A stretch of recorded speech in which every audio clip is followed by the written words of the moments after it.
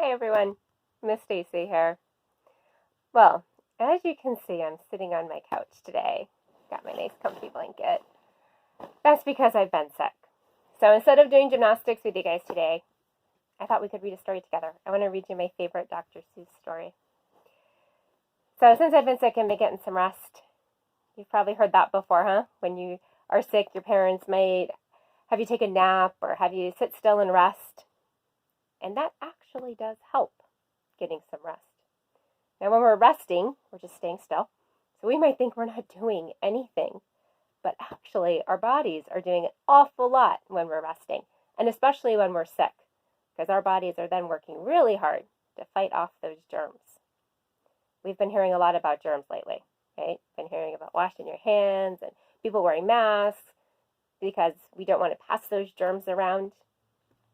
So there's a lot of things that we can do that are important that we keep doing to not get sick and to not get other people sick. But there's also a lot of things that our bodies are doing to not get sick that they just do automatically. One of the first lines of defense our body has is our skin. Our skin's like all over our whole body, right? So our skin is there. One of the things is to protect us from germs. Because when the germs get on our skin, they get on the skin. That's why we need to wash our hands to get them off the skin, right? They stick on the skin, but they don't go inside the skin. They just stay on top. And then we can wash our hands and wash them right off. So the skin is that first thing that stops the germs from getting in. But then sometimes we do get germs that get into our bodies, like through our eyes or our nose or our mouth. That's why it's important not to touch your face. That's why you keep hearing that one. You don't want those germs to get into you. But even if they do get inside your body, there is actually a lot of things that happen inside your body to fight back at those germs. And we can't see any of that happening, can we?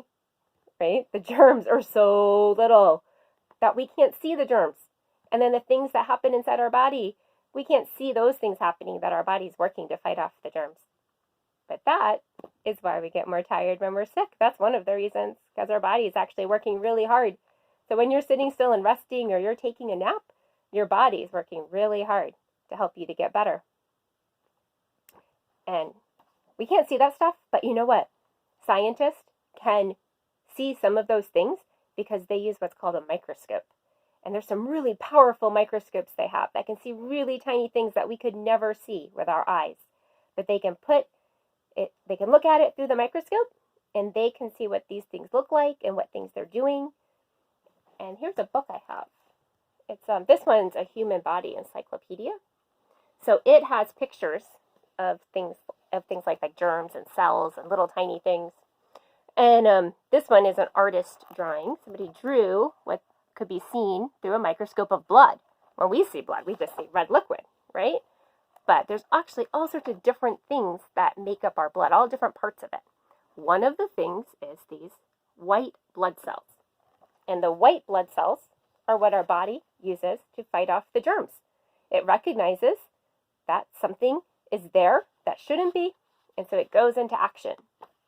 And the white blood cells do lots of different things to get rid of germs.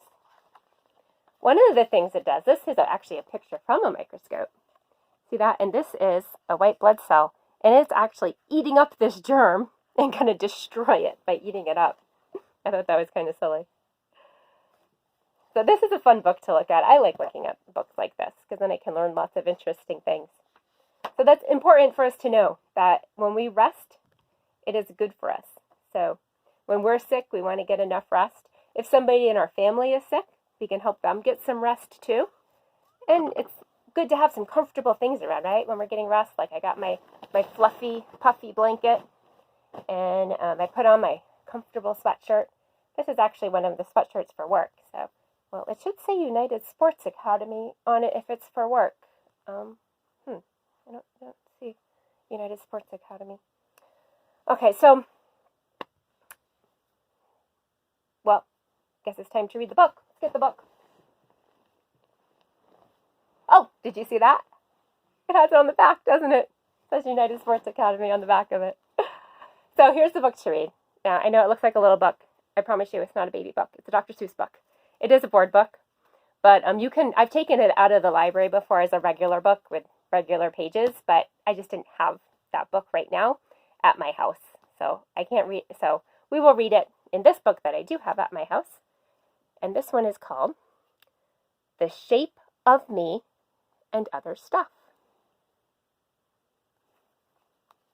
Have you ever read this book before? I like this Dr. Seuss book. The shape of you, the shape of me, the shape of everything I see. A bug, a balloon, a bed, a bike. No shapes are ever quite alike. Just think about the shape of beans and flowers and mice and big machines. Just think about the shape of strings and elephants and other things.